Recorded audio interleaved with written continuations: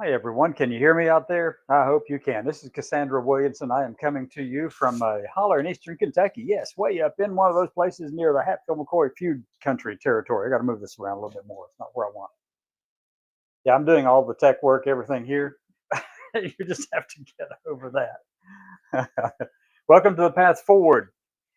Today, most people received from me an email that was titled "A Day in the Life of a Transgender Terrorist, American Veteran Who Happens to Be a Terrorist." I'm one of those infamous terrorists. I scare the crap out of people apparently over on the right. So might as well just lean into this, right? Not violently. Let me be very clear about that. This is just being a kind of a satire kind of thing. All right, just so you know clearly what this is all about. But this is what a day in the life is like for me right here at Eastern Kentucky. I'm a caregiver for family that I care greatly for. They asked me to come. I volunteered to come back here, and they graciously accepted to let me come back here and help them because they're at a place in their lives where it's more difficult for them to do some things.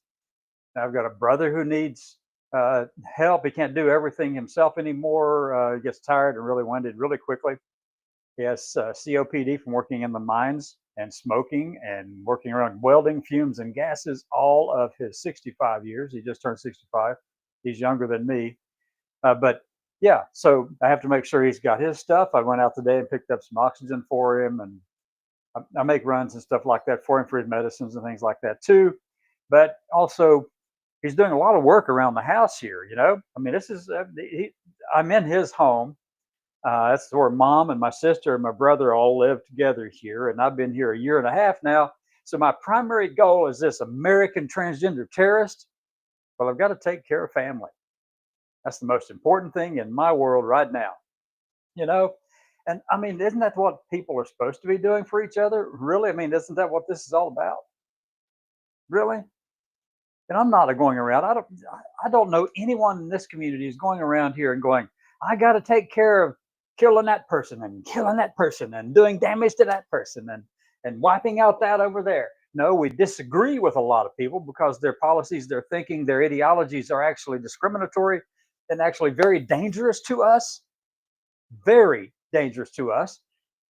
And yes, it is easy to get mad at people for their positions and their statements. And don't tell me that Charlie Kirk didn't have bad things to say about trans people and LGBT people. He could not stand them. It did not fit into his Christian nationalist view. He made it clear.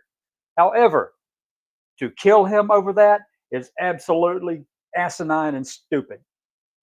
And Tyler Robinson is going to get exactly what he deserves for killing another American human being just because he disagreed with him. So a day in the life for me is like I'm having to deal with. I got all the family stuff I'm dealing with, my brother and my mom. Mom just came back from the doctor yesterday for the second time in like 5 days. And so we've got that to go with. She had pneumonia, and I go to the hospital. I stay with her as much as I can. I come back over, make sure my brother and sister get their medicines and their food. Then they've got laundry to take care of and clean because I do the laundry, wash the dishes, and clean up the house. Well, my sister helps a little bit with that. My sister, who is disabled, is actually physically disabled, but she's sharp as a tack. She's sharp as a tack. Irma can't communicate with you, can't understand her words clearly, and she has mobility issues. But I can tell you that that young lady is sharp as a tack. You can see it in her eyes. You can see the compassion in her eyes. Anytime mom experiences an issue, she's there. Anytime I cough, just the slightest little bit, she's there. She's always asking about us. And then on my brother's birthday, which was recently when he turned 65, I told her about it. And she says, you ran off to her room and got a little thing, a Scooby Doo thing, and put it in a bag and wanted me to give it to our brother Gideon. So I mean, Irma is six. Irma is 56. Oh gosh, yeah, she's 10 years younger than me. So Irma is 56, and so mom has been taking care of her all of her life. Mom's 86 now, soon to be 87. I'm stepping into that role to be here for them, and I'm glad that I can do that. So my day as a terrorist, a transgender terrorist, is pretty well occupied. I've got a lot of targets to deal with. I got a lot of stuff going on right here. I mean, I do know how to use a lot of weapons, but you know what my weapons are? my car. I get in the car. I drive to the doctor. I go take care of stuff for them. I get to hug my mom more than I have ever. I don't remember ever getting a hug from mom or her telling us I love you too or anything like that or saying it to start it out. I've been here a year and a half now and it's become common language because it's important to her and to me. I'm the oldest of six. Okay. My kids are grown. I've got four adult children scattered around the country. We're all connected to the military in some way. Geez, I spent 9.5 years roughly in there between the Navy and the Marine Corps. My son spent about 9.5 years in there in the Air Force and my son was one of the most effective predator operators, right seat, ever. His name is all over the wall out there at the Whiteman Air Force Base. Okay, Predator Squadron. He's there. I walk around in there and I see his name, and I can't tell you what I see it for. But I go in there and I'm talking with everybody, and I see his name up on the wall. And I go, "Hey, son, when you get out of the military, or even now, make sure." That's what I told him. I said, "Make sure with that kind of number that's attached to the side of your name for HVKs as a predator person, make sure you get some help. Don't let this stuff just grow in your mind and get there and take over your head, because I'm proud of you, but those are some serious numbers, son." Yeah, so give him a hug. He's about this much taller than me. An amazing young man, super intelligent person, somebody I'm extremely proud of. He has two daughters. One daughter just turned 18 and graduated from high school, and I'm going, I've got grandkids already graduating high school. Oh my God, what happened? And he's got another daughter who's soon to go up in there, and I've got 8 grandkids. So guess what my terrorist focus is? Oh, let me see. My grandkids, my ex-wife, who happens to be my best friend in the world, she's giving me advice on guys. Yeah, isn't that funny? And I got 3 daughters and a son, and my 3 daughters, the youngest one is soon to be 35. Is that right? Yeah, my youngest soon to be 35, up to 39. I'm gonna tell you, they too give me advice on guys. And talking about having the shoes turned around. Yep, I remember. I remember telling them, said, "Now look, that one right there, you might not want to hang out with that." Well, I'm getting that same advice back. That's what it's like being a terrorist here as a transgender person in America these days. My life is such a threat to Matt Walsh and JD Vance. And by the way, now that we're on JD Vance, he legally changed his name. He legally changed his name from JD Bowman to JD Vance. So I expect everyone to respect that. I'm not going to be a terrorist. I'm that much of a terrorist. I could be a terrorist and go, "Hey, JD, Vice President JD, do I call you Vance or Bowman?" Well, he legally changed his name. I've legally changed every darn thing about me, physically and everything. I will respect JD's legally recognized name. If only they could do that for me without me having to go, "I'm a terrorist, I'm coming for you." No, these people are weak kneed and lily livered. Okay. And I think the biggest part of the fear that they have for me and for us, those people like me, and the terrorist in me is going, "Oh, give me a target. Give me a target. What am I going for? Oh no, where am I going? How am I going to go about doing this? Let me see. I got to plan it out. Got to do this kind of thing. I'm going to make sure that JD actually knows that I know his real name." No, look, I don't have time for that. I've got my mom, sister, brother to take care of. I got another cousin, Lois, who lives nearby here, and she's in her 80s. She's about 82. She hasn't been out of the house in probably 6 months, maybe longer.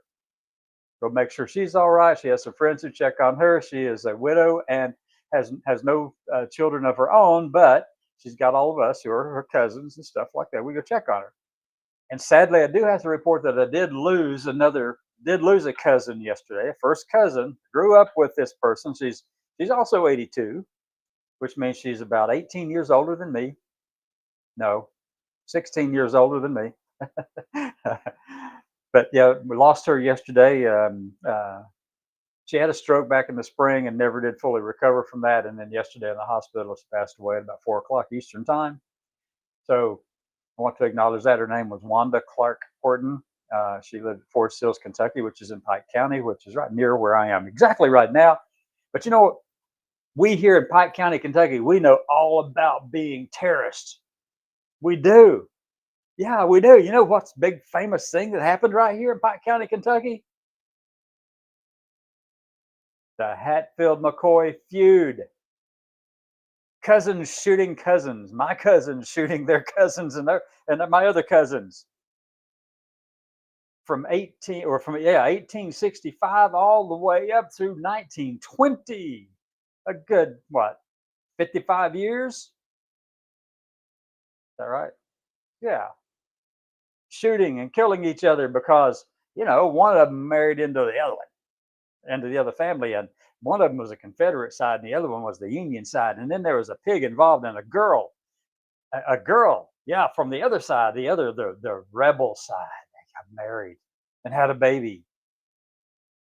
The baby's buried not too far from here. But I don't know why the baby died, but I can only imagine these two feuding families shot it out over each other. They shot up their families. They accused one of being pig thieves, and the battle ensued at the local post office, which is less than 5 miles from where I am right now. We come by terrorism pretty seriously and honestly around here. We sure do. We sure do. Yep. Yep. You should check it out sometime. Just go dig into it. As a matter of fact, if you're into all-terrain vehicles or utility vehicles, the four-wheel vehicles that can go out into the woods and ride in through trails, the mines no longer have a big draw to this place around here. They are no longer ubiquitous. They're no longer tied into everything around here. There are all kinds of trails and all kinds of cabins and all kinds of resources and resorts around here that is dedicated to riding these trails in eastern Kentucky, and it's called the Hatfield McCoy Trail System.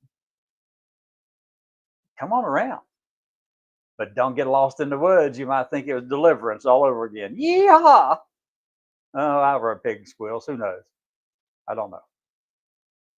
Yeah, most of the roads are paved around here. Wait a minute. There are a few gravel ones. There's a lot of horses and pig farm. Well, there is a pig farm. one of the one of the Hatfields and McCoys has a pig farm at Blackberry, Kentucky, where one of these fights took place. Where I am, this is common and easy to do, folks. We know our history, but we also focused on families, our immediate families. I try to reach out to I don't always get a chance to talk to all four of my kids. They have lives of their own. They're all growing up. My daughter called yesterday, my oldest daughter, who's 39, I think, called yesterday. She's checking on my mom, her grandmother, and uncle, and everybody else, and aunt here in the house, and me in the house, checking on them. And then she's got 4 kids, and they are all rapidly approaching graduation age from high school. With all that means, they live in Kansas. Yeah, and my ex-wife lives out there too. And it's like, this is an amazing thing, isn't it? I mean, I've got 4 grandkids in Kansas, a son in Arizona, one granddaughter in Wisconsin, another granddaughter in Texas, 2 grandchildren down in Alabama, and 2 daughters in Alabama, and some sons-in-laws all over the place. We're all connected to the military around here. Let me say that again. They're not all trans like me. They're just regular, ordinary, straight up, old, hardworking, good natured, and beautiful Americans who don't have a problem with me. Matt Walsh does. Christopher Rufo does. J.D. Vance does. Pete Hegseth does. But these people, you know what I think it is? You know why I think they have a problem with me? They watch too many porn sites with all their she-males on there, and they know they have a problem. That's on them. But they're taking it out on all of us. That's for sure. And all we're trying to do is just live. Just live so I can take care of my family and, be a terrorist out here. American terrorist, transgender person. You better watch out, folks. I've got people to take care of. And I mean, make sure they get their medicines and water and food. And just as soon as I get off of here, I've got some ribs in the oven I got to get out and some Mexican cornbread. That's going to be supper tonight. So I'm really one of those badass trans veterans terrorists kind. If you want to join me in this fight, you can do so. Just go ahead and sign up right here at this little link. Let me get it over there. I'm doing my own tech too. Okay, I do it all. My grandkids don't live around here, and neither do my children. So I'm kind of like stuck. My son's brother, though, he has a son who really young, Brennix. Brennix has been describing me as the maid. He told somebody that I'm their maid, which is I'm fine with that. I don't have a problem. That's what I'm doing. I'm a caregiver, maid, whatever. Mom is a survivor of a veteran. My dad was a veteran in the United States Navy. We come by the military honestly here, folks. We've known how to do war around here for a long time for all kinds of different reasons. I mean, you have all of us who are connected to the military now, me and dad and my brother, or my son, not my brother, but yeah, one of my brothers, and my son and my daughter's husbands, some of them, they've all been connected to the military in some way. We could fly the flags of every branch of the military except for Coast Guard and Space Force, and I'm hoping my grandkids kind of grow up to be terrorists like me and join the military too. Oh Lord, Lord, Lord. So I can fly all the flags. Yeah, I want to be able to fly all the military service flags.